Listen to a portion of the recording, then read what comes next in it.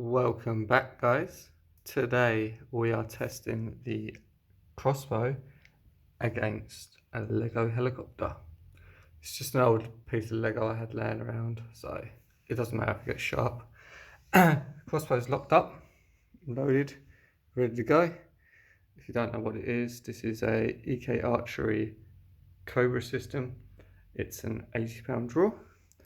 But anyway, I'm going to set the camera up and take some shots at this Lego helicopter. Okay, so I'm going to step back and take a shot.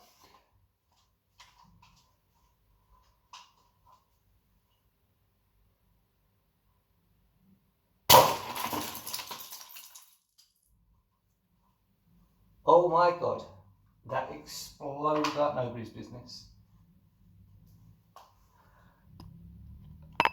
So yeah, there is bits everywhere. I'm not even joking. This is a good few meters away and there's still bits. I don't actually have any idea where the crossbow bolt has gone.